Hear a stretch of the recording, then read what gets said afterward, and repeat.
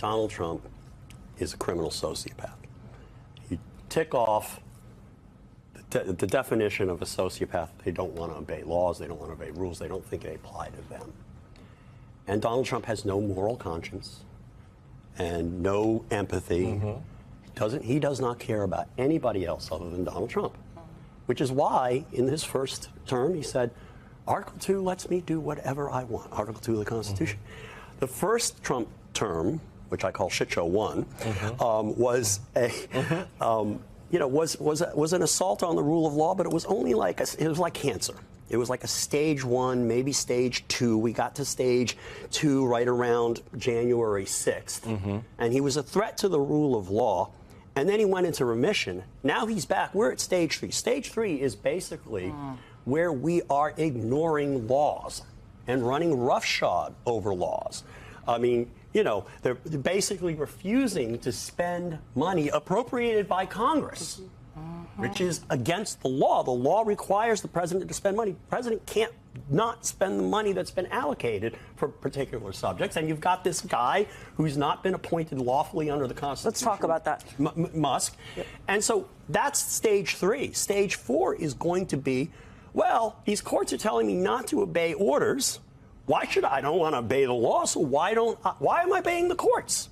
And stage 4 is metastasis. Stage 4 is when democracy can die. I mean, this is they're trying to erase everything, Allison. January 6th, the health information. I mean, it is. Life. Yeah. What's that? Life. Yes. Yes. Yeah. I mean, we all saw it coming. Didn't we? Yes. Also, yes. You played that Bannon clip. I haven't seen any outrage toward Alvin Bragg for letting Bannon off the hook with a plea deal that has no jail. Can you imagine if Merrick Garland did that? Can you imagine if Merrick Garland let somebody off the hook without jail and got a plea deal? Yeah. There would be pitchforks and flame torches in the streets. But I mean, and the only reason he had to do that is because Trump can't pardon him on state charges, right?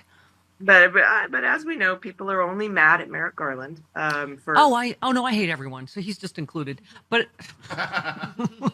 listen, you tweeted about this is good news. We had Glenn Kirshner on earlier about the rule of law hanging on, maybe by a thread. But you said the DOJ prosecutor in Manhattan just resigned in protest after being ordered to drop the Eric Adams case, and a wave led to a wave of resignations. So, and you know, Allison, as you know, she's a Scalia clerk. She's in the Federalist Society. She's not some, liberal lawyer, right? Yeah. No, she's certainly not part of the deep state. But I'm glad she resigned. A lot of people are saying, well, if she would have stayed there, maybe she could have made a difference. But honestly, no. These charges are going to go away whether you like it or not. It's good to see people standing up for the rule of law. Yeah, yeah. I mean, the Eric Adams thing is just incredible, isn't it? Like, no wonder Trump likes them. It's exactly like the Ukraine story, the quid pro quo. The buried lead is she was going to hit him with superseding indictments for conspiracy to obstruct justice. That is a 20-year sentence in prison. That is where, where they always say the cover-up is worse than the crime. That's exactly what they're talking about. He got together with all these people and conspired to cover this up and told people to lie to the FBI. It's and everyone's like, no, leave him alone. He's great. He should be. It's bananas. Yeah. Nobody's paying attention to what a serious crime that is. But yeah, Gwen Moore said all members of Congress, swore an allegiance to the Constitution. They didn't ask just Democrats to defend America against all enemies. The House is on fire, y'all. I'll do everything I can to extinguish that flame, but I am begging my Republican colleagues to remember their oath. I mean, that is really the major story. It's just the complete cowardice and collapse of the Republican Party in this country. Yeah, and we sort of let them off the hook. Like, we always are mad at the Democrats for not doing the amazing right thing when the Republicans are the ones that are in control. We need to remember that. And by the way, as somebody who served as a veteran, Pete Hegseth, what do we call him? Secretary Rapey McDrunky. Yep. Or either way. He's as big a disaster as we thought. That was just embarrassing yesterday. It's like I keep saying North Korea, but like we're in a Trump rally everywhere, right? In the press room, wherever he goes, right? It's personally hurtful. I was in the Invisible War about military sexual trauma, and what happened to me in the military is what happened to the women that he allegedly raped, and then she couldn't report, and then he denied, and now that person is in charge of the military.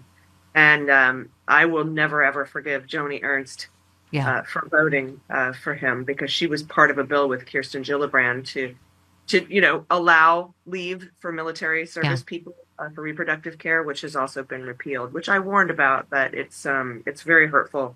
I can hardly go to the VA for my own mental health care now, knowing that it's run by 2 rapists. Thank you. And this, you knew this was just going to be a big, swinging contest. I can't believe this is our Secretary of Defense yesterday. We can talk all we want about values. Values are important, but you can't shoot values. You can't shoot flags, and you can't shoot strong speeches. There is no replacement for hard power. As much as we may not want to like the world we live in some cases, there's nothing like hard power. He's saying that our enemies have values and we can't shoot them, or we can't have values because we won't shoot ourselves. I'm very confused. Everything they say sounds rapey too, right? Well, and also he's talking about we need guns. No more of these flags. No more talk about values. We need guns. Don't we have guns in the military? We have so many guns. I mean, I was saying, Mitch McConnell was visited by I don't know how many ghosts, but it's too late. I mean, he voted, against Hegseth, against Bobby Kemp, but, didn't do it when it mattered, didn't bring any other Republicans over to stop what he knows is just a complete tragedy for the United States. Double barrel flipping off with censorship. I hate him enough. F you, Mitch McConnell. It doesn't matter anymore, and the only reason you're doing this is because you don't have to run for office again, and that is why we need term limits, is because our Congress people only grow spines and cojones when they have to run for office. Well, Representative Don or Bacon... don't have to run for office, sorry. Yeah, Representative Don Bacon, Republican of Nebraska, was the only one responded to Pete Hegseth's comments on the Russian invasion of Ukraine, offering a clear warning against rewarding the invader. He is a retired brigadier general in the Air Force. He said, we should have moral clarity who started this war, who's bombing cities indiscriminately, and who our real friend is here. There are consequences rewarding the invader, even if its leader foolishly led over 700,000 of its citizens to slaughter. Well, it's like one guy. And Don Bacon is the Susan Collins of Mitch McConnell. Right. Like, thanks for being concerned. Like, okay, you still vote every time with him. And he was against January 6th when it happened. He was one of the first people to call out Donald Trump for January 6th. But where you been? Where are you now? I have no time for these fools. By the way, he mentioned flags. You can't shoot. I don't even know what the hell he's talking about. You can't shoot flags. Pride flags. He's talking about pride flags. Yeah. You said good trouble. Trump's VA secretary takes aim at pride flags in VA facilities. Let's make sure they remove all MAGA flags as well. Go ahead. Do this, please. Everyone go to your local VA right now. You don't have to be a veteran. Go in there. Go to the commissary. If they have any NFL flags, MAGA flags, Confederate flags, Gadsden flags, don't tread on me, pine tree appeal to heaven flags, and Trump flags, anything like that that's not an American flag with 50 stars. Mm-hmm. Yeah. Okay. Not the 1776 flag, not the 3/9 flag. 50 stars. If it has fewer than 50 stars, report that to your patient advocate and your Congress people and say you're violating Doug Collins, Secretary of the VA's new flag code. Yeah. Because that's BS. Right. Here's my favorite post of yours. You said, it boggles the mind that economists were not expecting inflation to rise. The only econ class I ever took was watching Ferris Bueller's Day Off in 8th grade health class. And I saw this coming. I think that's the level of econ I took as well. Yeah.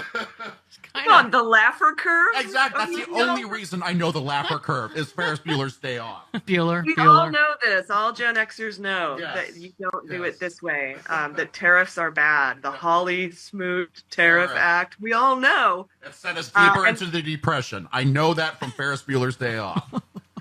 Everything we learned is from Ferris Bueller. Uh-oh. What happened? Oh, no. We lost her audio. Oh, no. Oh, noes. Oh, no. There. Are you back?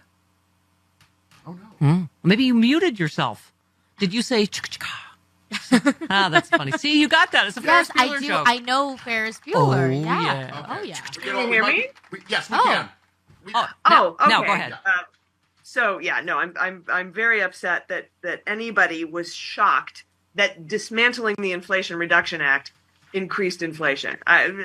Well, did you know that scammers can literally steal your home right out from under you? Not like a cartoon. The FBI calls it house stealing. It is a growing real estate scam targeting American homeowners. Here's how it works. Criminals forge your signature on one document, use a fake notary stamp with your local recorder's office, and just like that, your home title has been transferred out of your name. Then they can take out loans using your equity as collateral or even sell the property behind your back. You won't even know it's happening until you start getting collection or foreclosure notices. So let me ask you, when was the last time you checked your home title?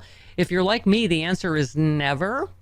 And that's exactly what scammers are counting on. That's why I trust Home Title Lock. Their $1 million triple lock protection helps keep your home and equity safe. Here's what you get. Immediate 24/7 monitoring of your property, urgent alert if there's any changes, and if fraud should happen, their US-based restoration team will spend up to $1 million to fix the fraud and restore your title at no additional cost. Here's the best part. I have teamed up with Home Title Lock to give you a free title history report so you can find out if you are already a victim and access your personal title expert. That is a $250 value just for signing up. Go to HometitleLock.com, use my promo code Stephanie250 or click on the link in the description. That's HometitleLock.com. Promo code is Stephanie250 to get the protection and peace of mind you deserve.